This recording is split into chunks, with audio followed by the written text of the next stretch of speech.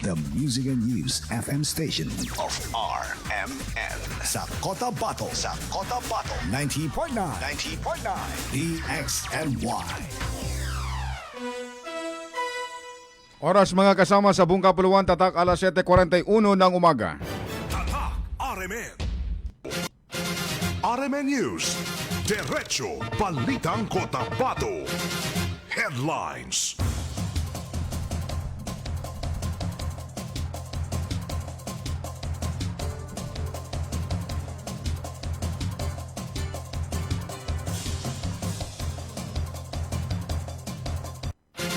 RMN News. Diretso Balitang Cotabato. Headlines. Tulak ng iligal na droga arestado sa Mother Barangay Bagwa. RMN News. Diretso Balitang Cotabato. Higit Headline. 1.3 million pesos na halaga ng smuggled cigarettes na sabat sa Datuudin Sinsuat. Headlines. 7,000 pesos na shabu na samsam naman sa buy-bust operation sa bahagi ng Esperanza, Sultan Kudarat Province. Headlines. Magsasakatimbog matapos silbihan ng arrest warrant sa North Cotabato. Headlines. Mas pinalakas na market patrol para sa seguridad at kalakasan o kalikasan gagawin sa Maguindanao del Sur. Headlines.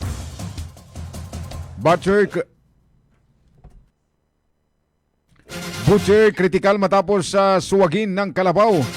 Headlines. Market patrols naman na seguridad at Cotabato City Vice Mayor Joy Madag nanatili ang suporta kay Mayor Bruce. Magkaiba man ang kanilang partido. Headlines. 7,000 guro sa BRMM na nanawagan ng decentralized hiring sa BRMM. Headlines. Walang delay. Headlines. ICM makakuha naglabas ng direktiba sa MBHTE para sa sahod ng mga guro. Headlines. BARM government isinusulong ang transparency digital reform sa pagkolekta ng kita. Headlines. Pulisya naman, LGU at BDA pinalakas ang seguridad sa komunidad sa pamagitan naman ng BPAT Training Initiative. RMN News. Diretso Balitang Cotabato. Mga kasama kami yung tagapagbalita, Radyoman F. Sabang. At Radyoman Erwin Kabilbigan. RMN News. Diretso Balitang Cotabato. At ngayon sa detalye ng ating mga balita, arestado isang tulak ng ilegal na droga. Makaraang kumagat sa buy-bust operation ng Police Station No. 4 alas 4:35 ng hapon sa bahagi ng San Roque Street, Purok Duhat, Barangay Mother Bagwa ng Lungsod. Kilala ang sospek na si Dato Yasir Barude 27, labor residente ng Purok Lawaan ng nasabing barangay. Nakumpiska sa sospek ang dalawang maliit na pakete na naglalaman ng hinilalang shabu na may bigat 0.08 gram na nagkakalaga naman ng 544 pesos. Suwak sa selda ng Istasyon 4 ang sospek at maharap sa kasong paglabag sa RA 9165 na isasampa laban sa kanya. RMN News. Diretso Balitang Cotabato. Samantala mga kasama, dalawang lalaki arestado naman din ng mga otoridad matapos sa mabisto ang umano'y pagdadala ng mga smuggled cigarettes sa checkpoint sa Barangay Dulangan, Datuudin Sinsuat, Maguindanao del Norte alas 7 ng umaga kahapon. Batay sa ulat ng pulisya, pinarang isang puting Nissan Vanit at isinagawang inspeksyon ay natuklasan ng mga kahon ng New Berlin cigarettes na itinago mano sa ilalim ng cargo area at tinakpan naman ng mga bote ng soft drinks upang hindi mahalata. Tinatayang umaabot naman sa 1.38 million pesos ang halaga ng nakumpiskang 1,621 reams ng sigarilyo.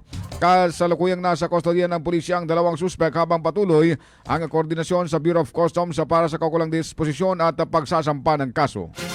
RMN News. Diretso Balitang Cotabato.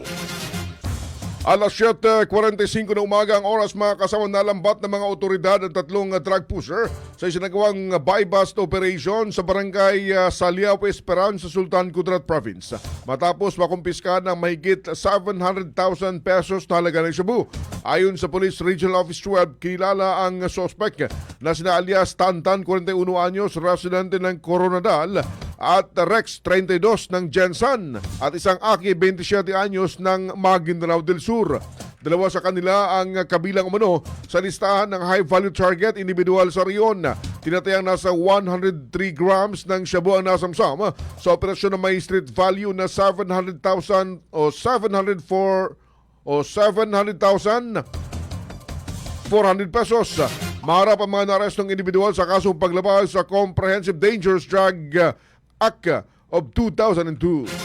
RMN News, Diretso Balitang Cotabato.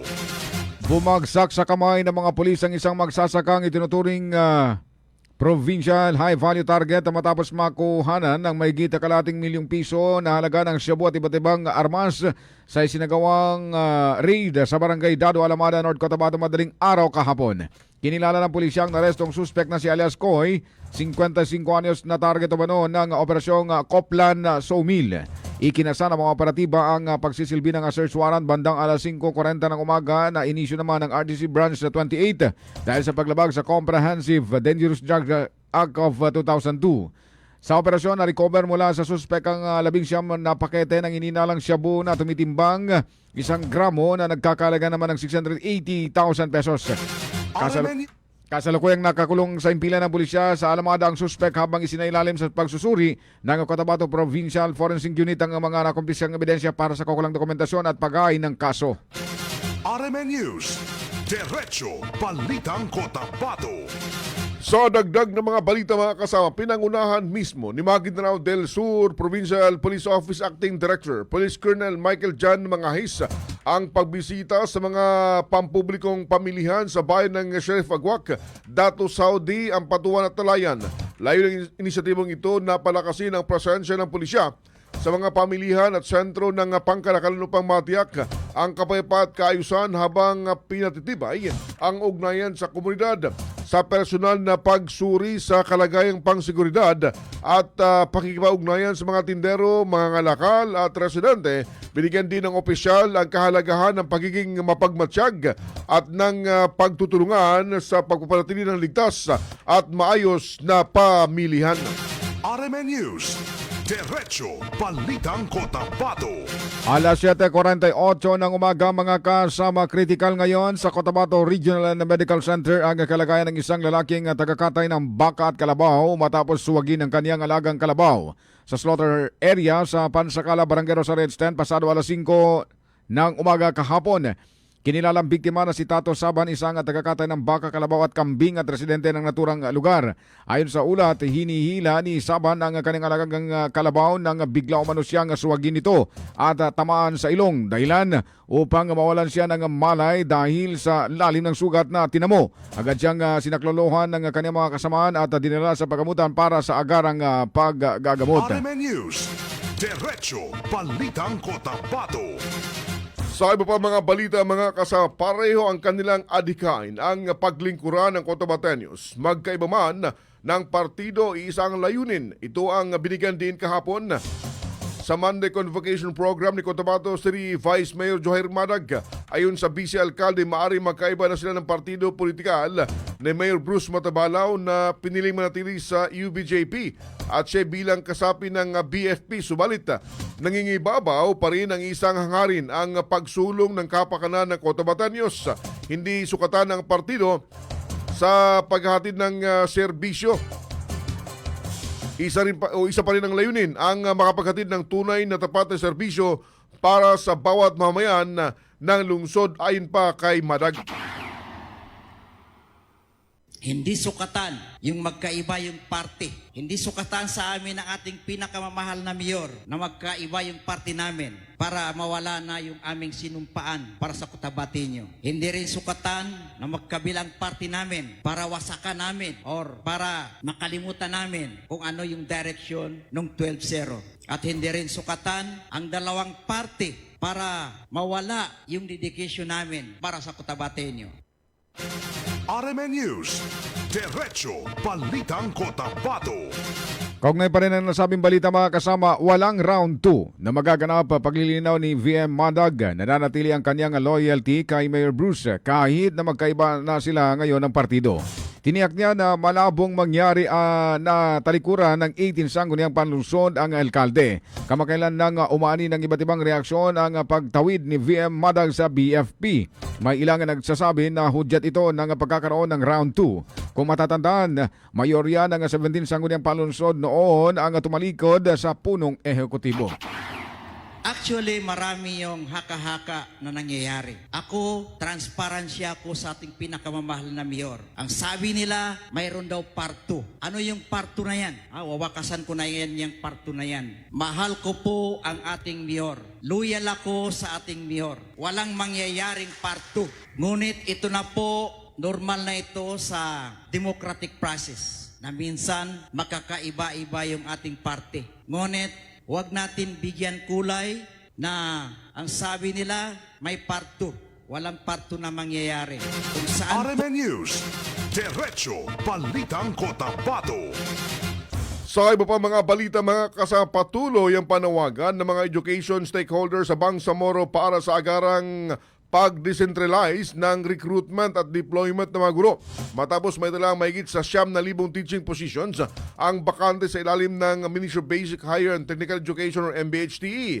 Ayon sa mga opisyal at education advocate, direktang naapektuhan ng kakulungan ng guro ang kalidad ng pag-aaral ng mga estudyante, lalo na sa mga liblib at geographically isolated areas ng BARM. Dahil dito, napipilitan umano ang ilang paaralan na magsiksikan ang mga mag-aaral sa ilang klase habang nadaragdagan naman ang trabaho ng kasalukuyang mga guro. Binigyan din naman ni Dr. Myra Mangkabong na malagang mapabilis ang proseso ng hiring at deployment upang matiyak na bawat silid-aralan ay may sapat at kwalipikadong guro. RMN News, Diretso Balitang Cotabato. Alas 7:52 ng umaga mga kasama, nagpulong si BARM Interim Chief Minister Abdul Rauf Magakuha kasama mga opisyal at pangunahing kawani ng Ministry of Basic Higher and Technical Education upang tiyakin ang tuloy-tuloy na operasyon at maayos na implementasyon ng mga programa ng ahensya. Sa ginanap na meeting kahapon, iginit ni ICM Magakuha na hindi dapat magkaroon ng pagkakaantala sa trabaho at serbisyo ng mga tanggapan sa ilalim ng Bangsamoro Government. Binigyan din niya na kailangang mapanatili ang maayos na pagganap ng bawat opisina upang hindi maapektuhan ang publiko at ang mga empleyado. Naglabas din ng direktiba ang Chief Minister sa mga opisyal ng MBHT na pabilisin ang proseso para agad matanggap ng mga empleyado ang kanilang sahod at iba pang benepisyo. RMN News, Diretso Balitang Cotabato. Oras mga kasama, 7:53 ng umaga. Tatak RMN. That time check is brought to you by Centrum Silver Advance. May nutrients adjusted for age 50 plus. Tulong para malakas ang resistensya, healthy heart, and sharp memory. The #1 multivitamins for age 50 plus. This newscast is brought to you by iBerry Gold. Mas daghan ang lutin, mas epektibo, mas klaro. This time check is brought to you by Kidney Care. Likayi ang dialysis o ubang problema sa kidney. Mag-Kidney Care. This time check is brought to you by iBerry Gold. Mas daghan ang lutin, mas epektibo, mas klaro. This time check is brought to you by Milo. Drink Milo every day. This time check is brought to you by ang kilala mong Alaxan, extra galing na. Up to 3 times faster versus Alaxan FR. New Alaxan Extra. RMN News, Diretso Balitang Cotabato. Tuloy mga kasama sa ating mga balita, matagumpay na isinagawa ng Maguindanao del Norte Provincial Police Office sa suporta ng pamahalaang panlalawigan at sa tulong ni Bangsamoro Transition Authority Deputy Floor Leader Member Parliament Attorney Suarto Teng Ambuludo ang 3 araw na training of trainers para sa Barangay Peacekeeping Action Teams or BPATS. 134 na miyembro ng BPATS mula sa Sultan Kudarat, Dato Linsinso at Parang, Upi at Sultan Masura ang matagumpay na nakapagtapos sa pagsasanay na isinagawa naman mula Mayo 28 hanggang 30 na sinundan ng isang culminating program itong Mayo 31. Layo ng pagsasanay na paigtingin ang professionalisasyon at standardisasyon ng mga operasyon sa seguridad at antas ng komunidad. Ganyan din ang paghubog ng lokal ng tagapagsanay na magpapalaganap ng kaalaman at kasanayan sa kanilang mga komunidad.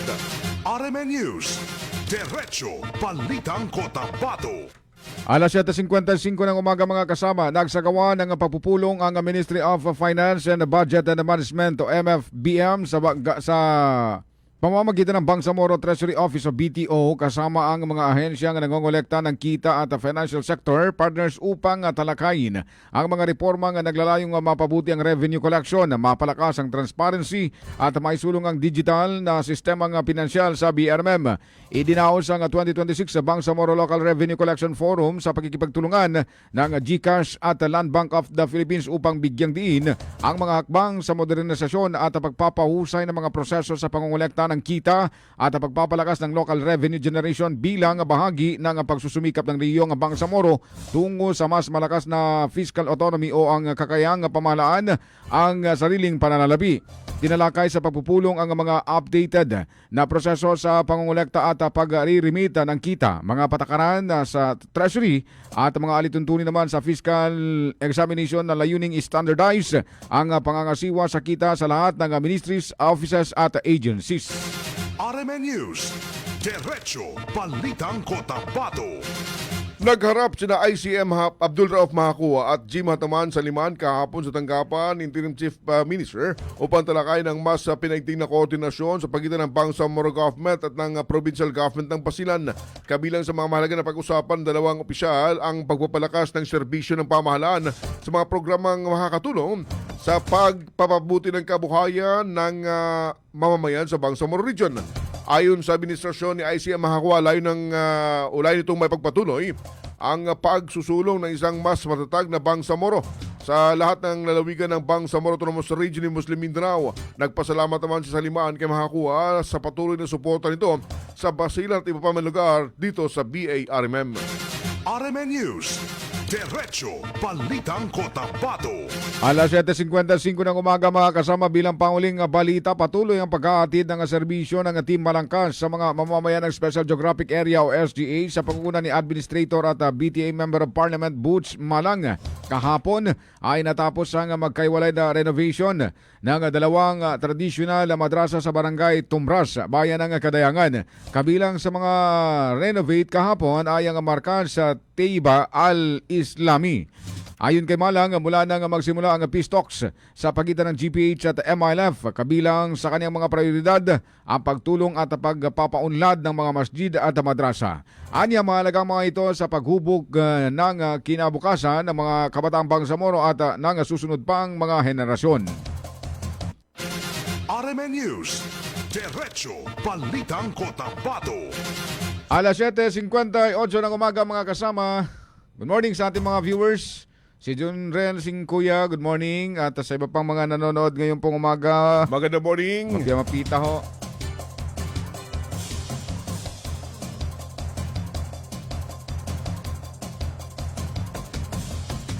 At sumayin niyo mga kasamang kalipunan ng ating balitaan ngayong umagang ito ng Martes. Martes na pala ngayon, ados na.